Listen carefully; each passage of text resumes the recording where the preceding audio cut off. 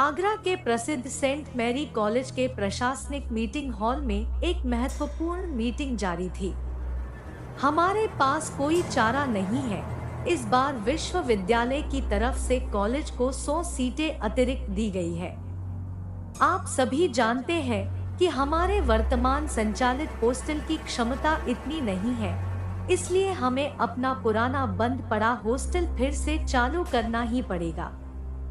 College के प्रबंधक पुरुषोत्तम दास ने सभी सदस्यों के सामने अपना फैसला सुनाते हुए मीटिंग खत्म की। हॉल के बाहर आते ही कॉलेज प्राचार्य दुबे जी उनके पीछे दौड़े आते हैं और कहते हैं, सर, उस हॉस्टल को फिर से खोलना बहुत बड़ा खतरा है। एक बार पुनः विचार कीजिए आप। दुबे जी प्लीज, उस घटना को 6 साल हो चुके हैं और इस बारे में सारे स्टाफ में से सिर्फ आपको पता है, तो कृपया अब जिक्र मत कीजिए। कल से एडमिशन शुरू हो रहे हैं। हमारे पास इतना समय भी नहीं है कि नए हॉस्टल की व्यवस्था कर सके। अपनी असमर्थता जाहिर करते हुए प्रबंधक महोदय तो चले गए, पर दुबे जी के चेहरे पर चिंता की लकीरों के साथ एक अनजान सा डर साफ दिखाई दे रहा था। कॉलेज में नए सत्र की शुरुआत हो चुकी थी।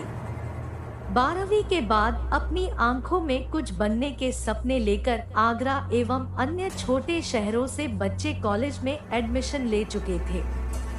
राज, अमन, सैम और लक्ष्य की दोस्ती भी कॉलेज के पहले दिन ही हो गई थी।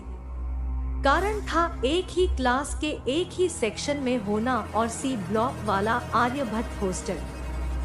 मतलब ये चारों 39 लड़कों में शामिल थे जिनको एक ही हॉस्टल में रहने की व्यवस्था कॉलेज प्रशासन की तरफ से की गई थी। कई एकड़ के कॉलेज कैंपस में बने सभी गर्ल्स व बॉयज हॉस्टल की बिल्डिंग्स के नाम महान भारतीयों के नाम पर थे, जैसे कौटिल्य, पाणिनि, धन्वंतरि, आर्यभट्ट आदि। इन सब में पिछले 6 वर्षों से बंद पड़ा 3 मंजिला आर्यभट्ट कैंपस के बाहरी छोर के पास था, मतलब सबसे अलग। हॉस्टल की दूसरी मंजिल पर राज और लक्ष्य एक कमरे में साथ रहते थे, तो उसी के बगल वाले कमरे में सैम और अमन।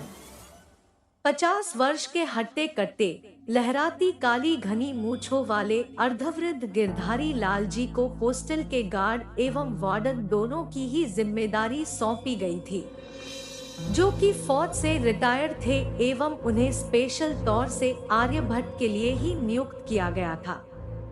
स्वयं अनुशासित रहने वाले गिरधारी लाल सुबह उठने से लेकर रात को सोने तक सभी छात्रों ने हॉस्टल में अनुशासन का पूर्ण पालन करवाते। गिरधारी लाल जी को कुत्तों से बड़ा लगाव था। बाहर घूमते आवारा कुत्तों के खाने का प्रबंध भी वह स्वयं ही करते थे। यही वजह थी कि कुछ आवारा कुत्ते उनके पालतू हो चुके थे और हॉस्टल में अक्सर आ जाया करते थे। स्कूल की कैद से कॉलेज की खुली दुनिया में अभी अभी आए बच्चे बड़े खुश थे।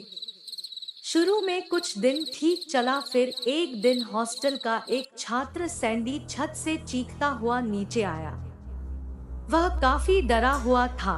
जब सब ने कारण पूछा तो उसने अपनी आपबीती बतानी शुरू की। वह छत पर अकेले घूमते हुए कानों में ईयरफोन लगाए आत्ममुग्ध होकर गाने सुन रहा था।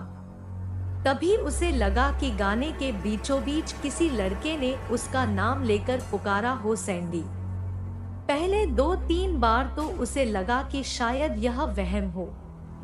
फिर जब बार बार ऐसा हो रहा था तो ईयरफोन निकालकर चारों ओर देखा तो कोई नहीं था।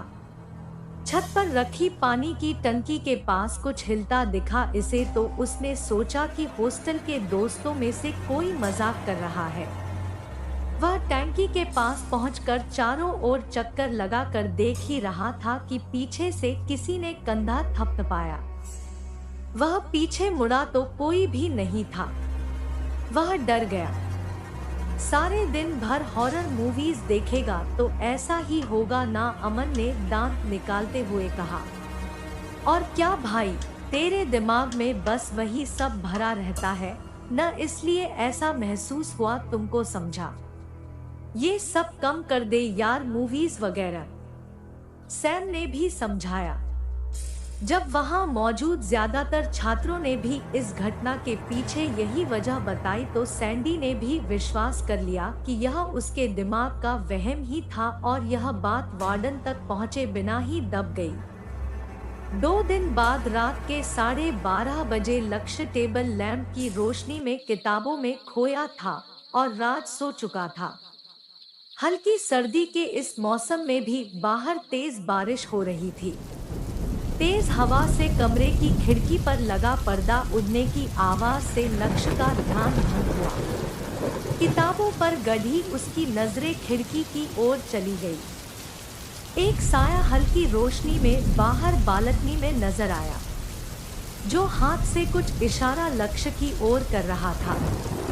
शायद लक्ष्य को अपनी ओर बुला रहा था।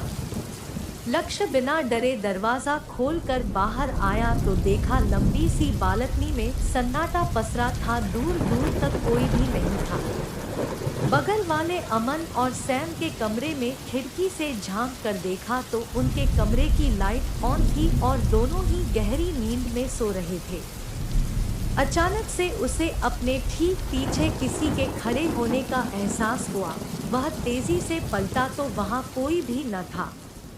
थोड़ा सा डरा हुआ लक्ष्य अपने कमरे में वापस गया। दरवाजा बंद करके जैसे ही वापस घूमा, अचानक से बाहर तेज बिजली चमकी, जिसकी खिड़की से आई रोशनी में उससे ठीक सटा हुआ एक भयानक चेहरे वाला कोई शख्स नजर आया और लक्ष्य के पलक झपकते ही गायब गया। सफेद पुतलियों वाली आंखें, चेहरे पर खतरनाक मुस्कुराहट, माथे पर चोट के बहुत सारे निशान, मोटे व भद्दे होंठों से बाहर झांकते हुए 2 नुकीले दांत और उन दांतों में लगा हुआ सुर्ख लाल रक्त। 2 सेकंड में ही उसका चेहरा लक्ष्य के दिलो दिमाग में उतर गया और यही 2 सेकंड किसी के भी होश उड़ाने के लिए काफी थे। लक्ष्य की चीख ने पास में सो रहे राज के साथ साथ सैम, अमन एवं अन्य लड़कों को भी जगा दिया था। गिरधारी लाल जी जब पहुंचे तो बालकनी और लक्ष्य के कमरे में हॉस्टल के लड़कों की भीड़ लगी थी। मैं और लक्ष्य अभी तक डर से थर थर कांप रहे थे। पूरी बात सुनकर उनको भी लगा कि यह लक्ष्य का वहम है, पर तभी सैंडी एवं कुछ अन्य लड़कों ने भी अपने साथ हुई इस प्रकार की घटनाओं का जिक्र किया तो उनका माथा ठनका। इसी बीच बालकनी में खड़े हुए सभी लड़के चीखते हुए कमरे के अंदर ही घुस आए। यह देख गिरधारी लाल जी हैरान थे। पूछने पर बताया कि धप की एक तेज आवाज के साथ एक कटा हुआ हाथ बालकनी में आ गिरा है। बाहर जाकर देखा तो सच में एक खून से सना हुआ हाथ पड़ा हुआ है। हॉस्टल के लड़के भयभीत होकर चीख पुकार करने लगे। अब माहौल बहुत डरावना हो चुका था। हॉस्टल के सभी लड़कों के एक कमरे में एकत्रित हो जाने से कमरा भी खचाखच भर चुका था। गिरधारी लाल सबको सांत्वना दे तो रहे थे पर स्वयं भी बहुत चिंतित थे। उन्होंने कॉलेज प्रशासन एवं पुलिस को सूचना देने के लिए फोन निकाला पर नेटवर्क पूरी तरह गायब था। सिर्फ उनके ही नहीं, सभी लड़कों के फोन से सिग्नल बिल्कुल ही गायब थे, मानो किसी ने हॉस्टल में नेटवर्क जैमर लगा दिया हो। टप टप टप एक हरे रंग की रबर की गेंद दरवाजे के ठीक सामने बालकनी में बिना किसी भी सहारे के टप्पे खाती हुई उछल रही थी। खटाक की आवाज के साथ कांच के दरवाजे वाली खिड़की अचानक से खुल गई और तेज हवा अंदर आने लगी। अब शायद जो भी नकारात्मक शक्ति यहाँ थी वह खुलकर तांडव मचाने के मूड में आ चुकी थी। रात में इस हॉस्टल में मदद के लिए भी कोई नहीं आ सकता था। गिरधारी लाल को अब तो एक ही रास्ता शेष दिखाई दिया, बच्चों सहित यहाँ से निकल जाना। सभी को इशारा करते हुए वह बाहर बालकनी से होते हुए नीचे की ओर भागे। बालकनी में अब वो कटा हाथ नहीं था। यह देख सबको आश्चर्य हुआ। सभी बच्चे और गिरधारी लाल नीचे पहुंच चुके थे। पर हॉस्टल से बाहर निकलने का लोहे का मुख्य द्वार बंद था। सबके भरकस प्रयास के बाद भी उसे खोला न जा सका। बिन मौसम बरसात अभी भी हो रही थी कि लग रहा था जैसे सारे साल की बारिश एक ही रात में हो जाएगी। तभी ऊपर से एक कुत्ते के जोर जोर से भौंकने की आवाज आई। शायद कोई कुत्ता ऊपर ही रह गया था। पर अगले ही पल यह आवाज जोर जोर से चिल्लाने में बदल गई, जैसे उस कुत्ते को किसी के द्वारा मारा जा रहा है।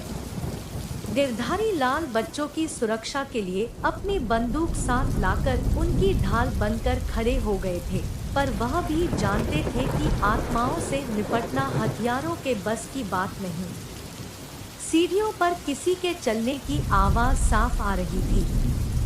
शायद कोई ऊपर से नीचे आ रहा हो। सारे बच्चे डर से जोर जोर से चिल्लाते हुए बचाने की गुहार लगा रहे थे, पर तेज बारिश के शोर में उनकी आवाज सिर्फ इसी हॉस्टल तक ही सीमित थी। मेन गेट से चिपके खड़े सभी डरे सहमे बच्चे अब भगवान से उनको बचाने की प्रार्थना कर रहे थे।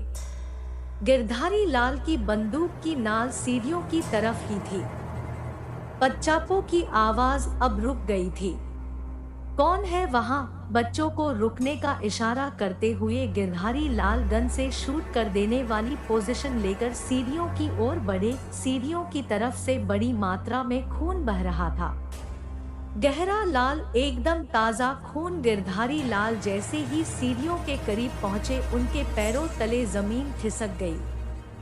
सीढ़ियों पर एक घिनौना मुर्दा पालथी मार के बैठा हुआ था, जिसके आधे जिस्म से मांस के लोथड़े लटक रहे थे, तो शेष पर सिर्फ हड्डियों का ढांचा ही दिखाई दे रहा था।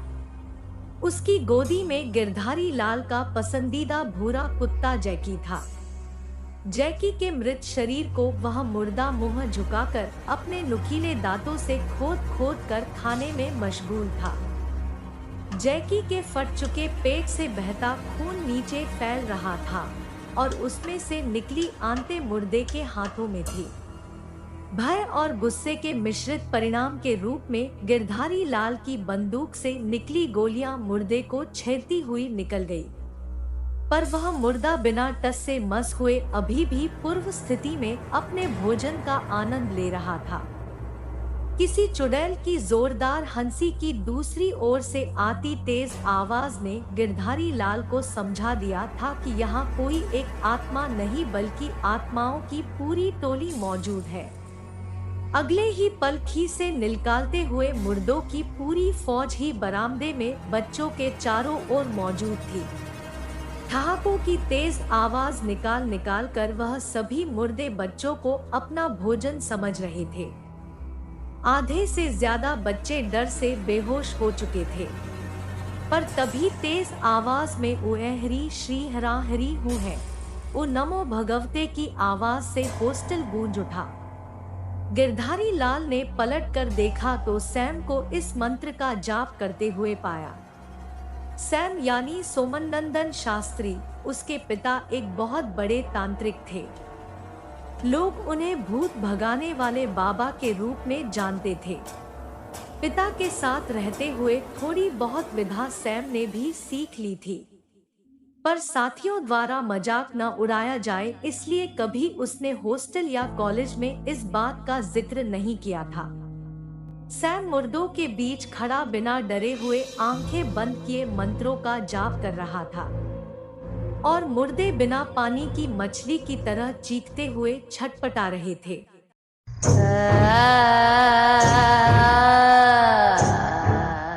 थोड़ी देर में सब गायब हो चुके थे। मुर्दे, खून, आवाजें, बस पहले जैसा नहीं हुआ तो सिर्फ जैकी, उसकी खून से सनी लाश सामने पड़ी थी। लोहे का बंद गेट खुल चुका था। सबसे ज्यादा अचंभा तो तब हुआ कि बाहर इतनी बारिश होने के बाद भी एक बूंद पानी नहीं था। मतलब सब कुछ एक मायाजाल था। सैम और उसके दोस्तों ने बेहोश हो गए अपने साथियों पर पानी छिड़का, जिससे वो होश में आ गए।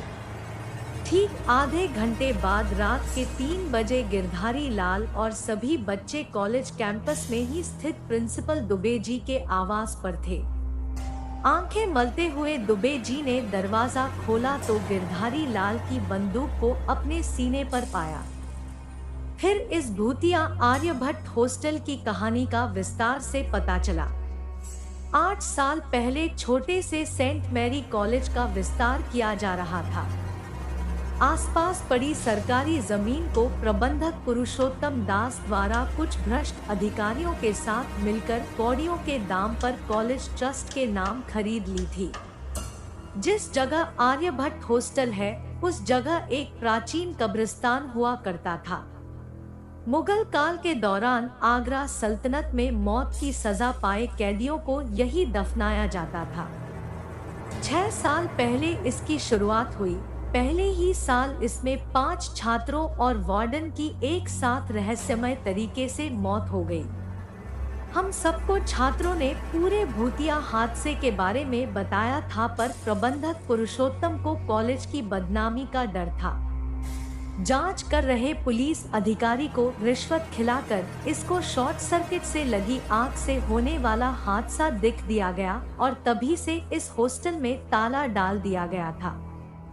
गुपचुप तरीके से कई बड़े तांत्रिकों को यहाँ लाया गया, पर उनके अनुसार इन आत्माओं को मंत्रोच्चारण से कुछ देर के लिए तो रोका जा सकता है, पर हमेशा के लिए इनको शांत करने का एक ही उपाय है कि इस जगह को कभी भी आबाद न किया जाए, बस। पर मेरे लाख मना करने पर भी हॉस्टल को दोबारा आबाद कर दिया गया, जिसका परिणाम आज आपके सामने था। गुस्साए हुए गिरधारी लाल एवं सभी छात्र प्रिंसिपल दुबे जी को लेके सुबह सुबह प्रबंधक पुरुषोत्तम दास के यहाँ पहुँचे, पर यहाँ पहले से ही काफी भीड़ थी। पता चला कि प्रबंधक महोदय की आज रात ही रहस्यमय परिस्थितियों में मौत हो गई। उनकी लाश छत से लटकती हुई पाई गई। मामला साफ था, आत्माओं ने उन्हें मुख्य दोषी मानकर बदला लिया था। कॉलेज बोर्ड की मीटिंग में बहुमत के साथ दुबे जी को ही कॉलेज प्रबंधक चुना गया। आर्यभट्ट हॉस्टल को अब हमेशा के लिए बंद किया जा चुका था।